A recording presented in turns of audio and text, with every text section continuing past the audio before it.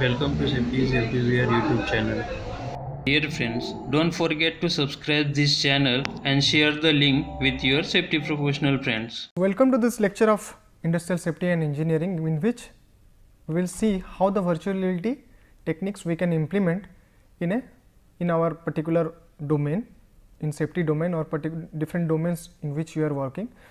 So, the contents will be 3D model development, then texturing, environment creation and user interface with the developed environment. So, for that, first what we have to know the data collection that is required for the 3D modeling. If you are going to develop an particular 3D modeling of any particular component that is present in your workplace or present in any scenarios, accident scenario or real scenario, then you should be knowing what are the detailed data required for creation of the particular 3D models. So, for that particular purpose we should know what are the data collection procedure or what are the data collection methods that are used for the 3D modeling purpose. So, detailed data collection of the environment through photos and videos of the environment, then detailed data of the objects in the environment, static, movable objects along with their dimensions, which is very much important for the creation of a virtual environment, for the placing of a object in a virtual environment. Then scaling of object with respect to the real world situation. So, scaling, why the scaling part is important, because whenever the user will be interacting with the components inside this virtual environment, you should be feeling like this object is present in the virtual environment. The object present in the virtual environment is the replica of the object present in the real world. So, there should not be any mismatch between the dimension or the aspect ratio of that particular component that is present in the virtual environment. For that purpose, scaling of the object is very much important. Then texture of the object. The texture of the object means the color, roughness and shininess. If you are placing an object in the virtual environment which is already present in the real environment, so the object or component should look like the real environment, so that the user should not feel the difference between the component of real environment and the component present in the virtual environment. He should, as per that, he can work smoothly and perform his standard operating procedure which we usually perform in the real world. So, what are the software that can be used for the purpose of this 3D modeling and texturing? So, for the purpose of 3D development of 3D models, SketchUp software can be used along with SolidWorks and 3ds Max, Maya software also it can be used.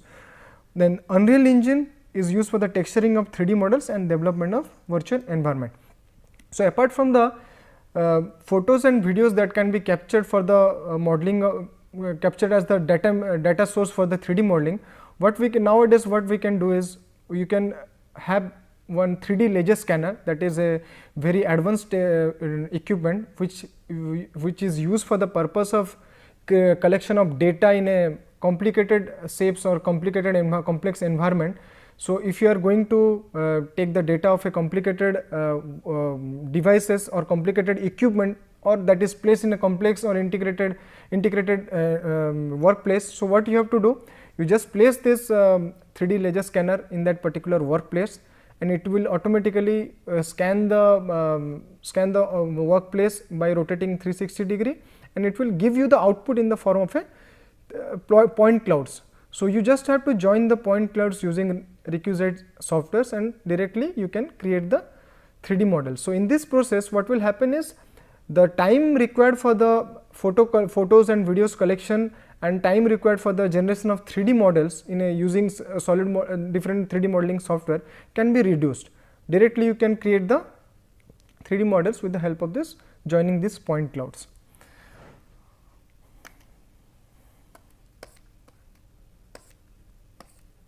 Next, I am showing you one reference snapshot of the software tool that can be used, that is Google SketchUp, in which different kinds of tool sets are given here, like select, rectangles, then polygon, circle, tap, measure, orbit, zoom. So, this kind of different dynamic components and different large tool set are available, in which certain tools are also there in which you can perform your operation very easily, like follow me. It can be executed by first selecting the path, then choosing the follow me tool. It will automatically guide you to what you want to develop in this, but with the help of this 3D modeling. Then move command you can use, then offset command you can use to create a distance between the offset distance between the two objects. Then push and pull operation, which you can use for the width generation. Then rectangle are the basic tools that are used to create a 3D models. Then select bar are also there. So you just have to, what you have to do is you just install this software, Google SketchUp software, then go through different tools and tools available on that Google SketchUp software, and just explore through these tools and techniques, so that you can easily know what are the ways the 3D models can be created. Like first, the simplest template is the feet and inches, in which the dimension can be you can give, or by the dimension in terms of meters you want to extract. So this is the simplest template you can use. And standard views, which kind of view you want, either you want top view, bottom view, front view, back view, or iso view, that is isometric view. So you can see different kinds of views also in the SketchUp software. So this is another snapshot of this SketchUp tool, how we are using different kinds of views. Then by how to create a normal 3D model. So you just click the rectangle and create a rectangle here, then click on the tool push and pull and click on the particular rectangle and drag it. Simply you can create a 3D model of the rectangle. So click the edge of the wall and move to the right, click the tape measure for the dimensioning purpose, and enter whatever dimension you want to insert in that particular whatever dimension you want to give to the particular 3D model in one of the edges or one of the sides. Next, if you are not able to create any 3D models, complicated 3D models or 3D models having dimension, you can also use its online repository, in which you can search. If you want to search chair, Morris chair, it will come automatically. If you want to use this Morris chair also, you can directly drag and drop this 3D model inside your software, 3D modeling SolidWorks software, and later on you can add some dimension or add any modification you want to add in this particular 3D models. You can also give along with dimension change. Now the texturing part. So that for the texturing, four kinds of thing we have to look at. First, the base image to be implemented. Suppose you want to develop the texturing for a particular component. That means you have to take the pictures of the component present in the environment, means real world environment. Then a base image of that component is to be implemented. Then normal map. So this normal map will give depth to this particular object. Then the occlusion map, it creates the soft shadowing as if the model was lit without a direct light source. That means occlusion map will create the soft shadowing. Then the specular map, which is actually used to give surface shyness and highlight the color of the particular component. So these maps can be created in Crazy Bump and normal map generator also. Otherwise you can directly create this in your Unreal Engine. This is also used for the texturing purpose. You can see how we created a particular, how we have taken the snapshot of a Unreal Engine platform in which we created this texturing of a object. You can see four types of normal mapping and along with occlusion mapping, normal mapping, occlusion mapping, and base images are implemented here, and it is connected through a event graph. So whatever texture you want to give to the particular object, it can be created to the object is placed here. That means rail, we have created on texture for a rail. So object is placed here. So whatever with the base color, whatever will be the specular mapping, then your normal mapping and occlusion mapping, these kinds of mapping you can directly create and connect with the help of this event graph. So this is actually a view of how the texturing is performed in the Unreal Engine software with the help of this blueprint editor. So you can see this tutorials for this Unreal Engine softwares, which we use for the purpose of creation of this virtual environment in a workplace. And this there are some plenty of videos, tutorial videos for this Unreal Engine software, which you can search and see how this they are doing the texturing, how they are importing the 3D models inside this Unreal Engine software, how they are placing the different 3D models inside this software, and how they are doing the soft shadowing, how the light and camera position is taken care of inside this Unreal Engine software. Then development of workplace environment. So, how the complete workplace environment will be developed?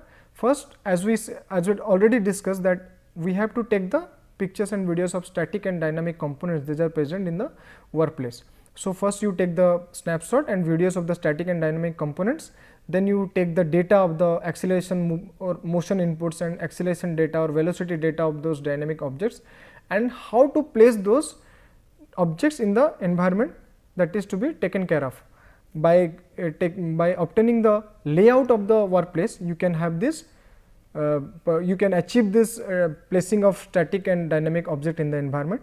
Then model should be properly scaled, light and shadow effect in that particular environment should be taken care of. Then motion and acceleration input for the dynamic components, which is very important, like the vehicles or the crane movements inside the environment. So, this dynamic components need some motion and acceleration input, which you have to take care. Then sound for the components and of the environment, sounds for the components of the environment also taken care of, because sound is very much needed, because the user, if the user will be interacting with the virtual environment, so whatever sound, different kinds of sound he is experiencing in the real environment, so he should experience these kinds of sounds in the virtual environment also, so that he will feel the immersiveness inside the virtual environment. Then how the motion and interaction is developed? So, we have done for a hook movement, I am showing you and snapshot. So, in y axis you have to give the input, x axis you have to give the input, then z axis also you have to give the input. So, hook movement and different input action for the particular component has to be given with the help of this Unreal Engine software. So, this is the snapshot how we develop the movement of this, why we gave the motion and interaction to a particular component by using the event graph.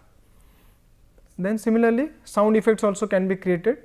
Then that means fade in, there is a property called fade in, how much time the sound will fade and how much time the sound will fade out. So, by different input, by pressing which key the sound will come, or automatically the sound will be continuing in this particular environment. So, crane sound you can input. So, we developed for the crane simulator we developed. So, in which crane sound is given and to the target component, audio component. So, you can modify as per your requirement. So, up to what extent this sound will generate or you want to merge different kinds of sound inside the workplace, in which different kinds of components produce different kinds of sound.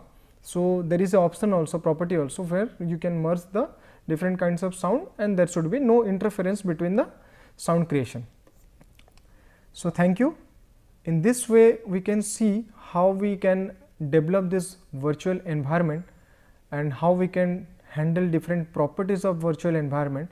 So, what you have to learn is first the modeling of different components, 3D modeling of different components, which can be done with the help of requisite softwares, that means 3D modeling softwares, which for the purpose of which you can use SolidWorks, then your Google SketchUp, then 3ds Max or Maya.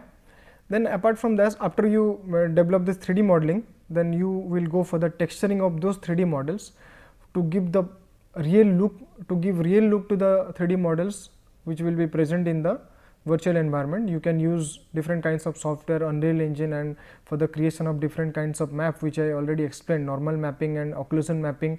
Then base image implementation, you can use Crazy Bump software also for the creation, or you can directly create those textures in the Unreal Engine software.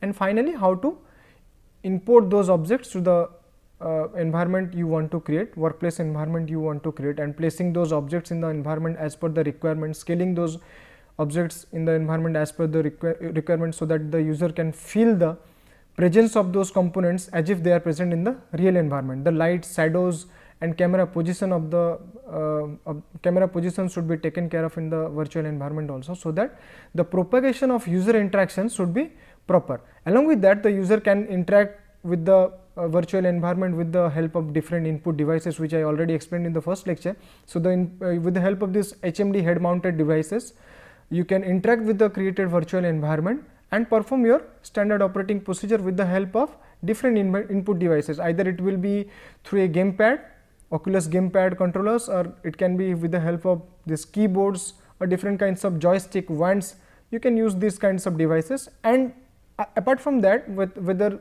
the operator is performing the operation correctly or not, the data can be captured with the help of sensors. Those are mounted in the virtual lab environment, in which you can capture the user's movement data, and after that you can analyze those data, and different kinds of error in the movement or whatever the activities they are performing correctly or wrongly, you can measure also, and you can later on you can suggest for the necessary prevention strategies. You can modify, you can propose those, that these are the way these activities should have been performed.